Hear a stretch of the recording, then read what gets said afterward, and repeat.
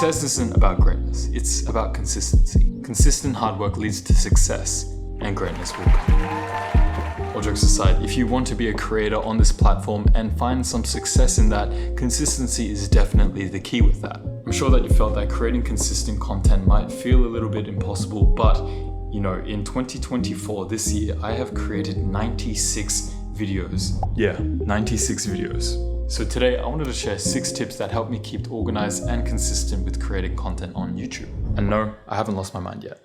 So let's head to the office and get into it.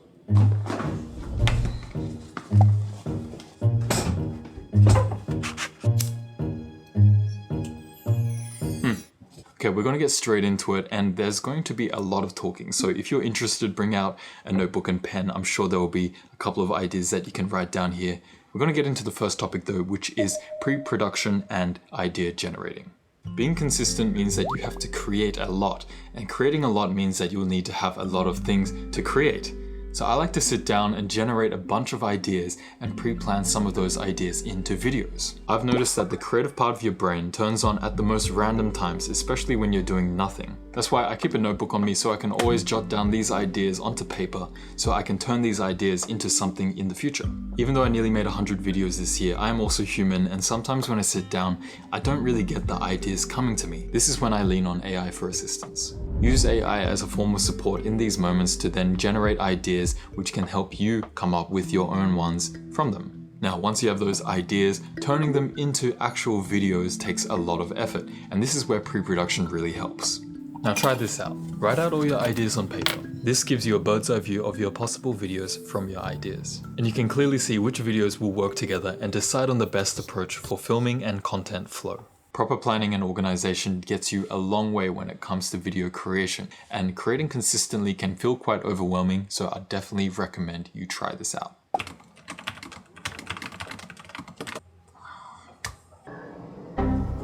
So I was just editing one of my reels and I came across a problem.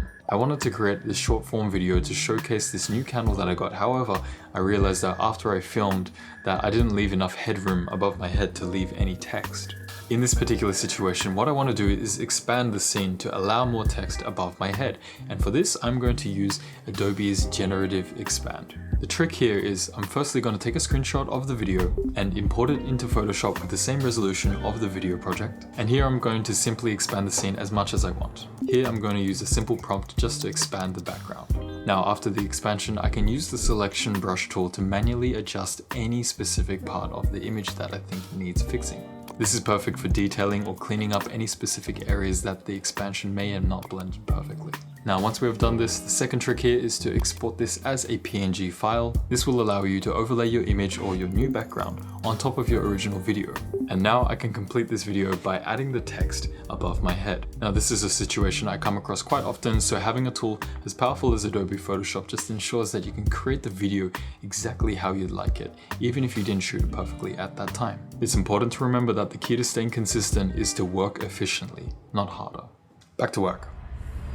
Now, the second point I want to talk about today is being efficient while shooting. You've done your planning and pre-production, and now you are at the point where you are shooting your video. My personal video settings are quite heavy and they take up a lot of space, so when I'm shooting, I try to be as effective as possible. I don't want to overshoot because firstly, that takes up more time, but it also takes up more storage space. And when you're shooting consistently, storage space becomes a problem. So while I'm shooting, I like to outline a few certain key shots in the pre-production phase so that when I'm shooting, it's very easy, I know what I need, and then once I've shot it, that's it, it's done. I'm sure we are all very busy people, so saving time while shooting gives you more time to then edit and do other parts of the whole video creation process. Another key tip for shooting, especially when creating reels, is to batch film your content. Let's say you pre-produce 3 videos, a series perhaps, and by batch filming these 3 videos, you are going to save time on setting up and shooting again, and you can just edit all these 3 and then schedule them for different days of posting. This might sound pretty obvious, but it is a great time saver. Now, this next tip is something that you should definitely ingrain into your workflow, and it is file management and organization. I film things with my camera, my phone every single day, and to keep on top of things, at the end of every day, I take my SD card, I put it in my computer, and I organize the footage. Being meticulous and organizing your footage will save you hours and hours of time when it comes to it. Now how I do this is I have a separate folder for each project, and within that folder I have a footage folder which will then separate into different days and the different camera. This way if I'm looking for a specific file, I know which camera I shot it on, I know which day I shot it on, and it'll be much easier to locate it. And when I'm working in the editing software, having each folder separated into its own category makes it ridiculously easy to then edit chronologically. As a lot of my videos are vlogs, having a chronological timeline makes a lot of sense for me. And if I don't need to worry about putting the footage in the correct order, then this has already saved me quite a bit of time. Now in this project folder, for everything else that I need in my video, there is definitely a dedicated folder for it, such as screenshots and thumbnail pictures, overlays that I draw on my iPad, miscellaneous things, music. I'm sure you get the idea.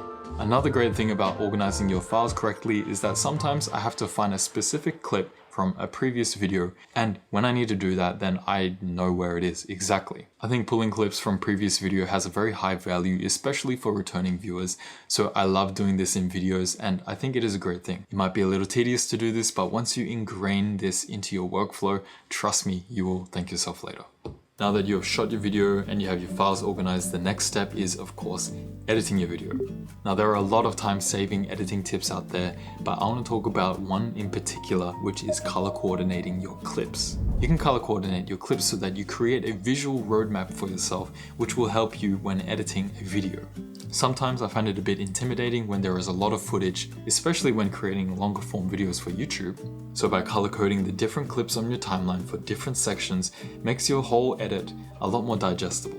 For example, let's say you're making a vlog over a week. There's an introduction section where you're making coffee, there's a middle section where you're out in the city doing something with your friend, and then at the end there is a talking segment where you're back at home chatting about some updates or pickups. I would color code these different colors on the timeline just so I know when I'm looking at it at an overall grand scheme. There are 3 sections and they're all separate, so when it comes to the next step of chopping the footage up and sorting it into place, it's a lot easier to understand. I also make sure that the clips where I'm talking to the camera, the dialogue, I highlight these as they are the more important parts of the video. Now I'll give you another tip when it comes to editing videos, and for me personally this is by creating the spine of my video first. Not sure if there is a proper term for this, but I call it the spine. This is where you create the backbone of your video first. If you have dialogue clips or crucial key points in the video, I've laid these out on the timeline first, sort out the music situation, sort of have an understanding of how the video is going to flow before adding all the B-roll clips in between to then fill in the gaps. I've also heard this being called a radio edit.